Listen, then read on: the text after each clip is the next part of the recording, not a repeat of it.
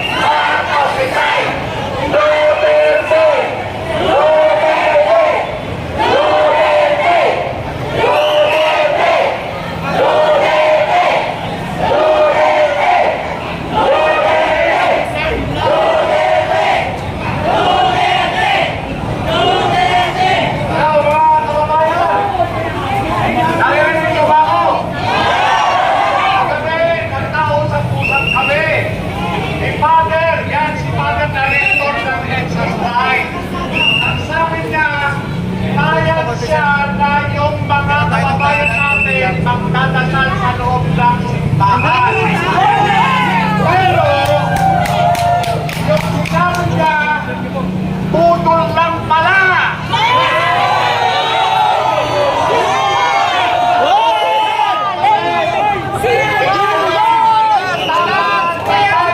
Ang taong bayan. Halip na papasokin tayo sa kanyang simbahan ay tumawag siya ng sangkaterbang kapulisan at hinarangan ang pintuan. Baka naman nabayaran na!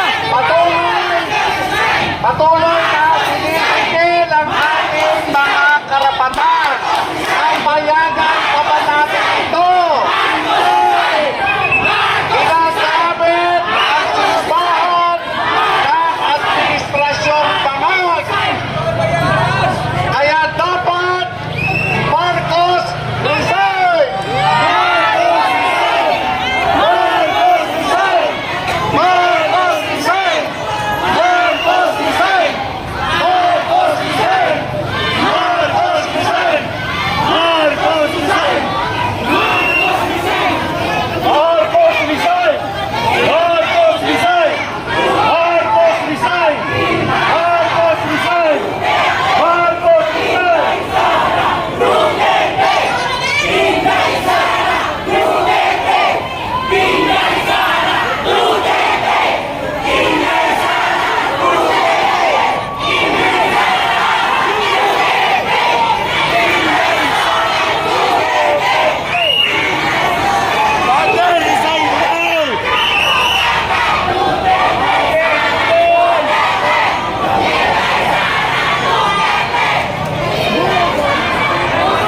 Marcos Banyag naman! Marcos Banyag! Marcos Banyag!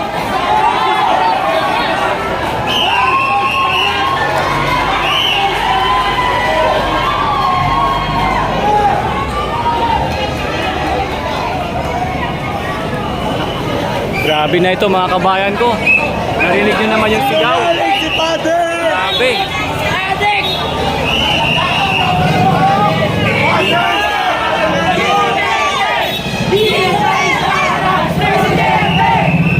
Grabe mga kabayan ko, ito na nga po ngayon kaganapan dito sa EDSA Shrine, kung saan talagang umalingaw-ngaw po ang sigaw dito at panawagan ng mga taga-suporta po ni VP sa Duterte at Tatay Digong mga kabayan.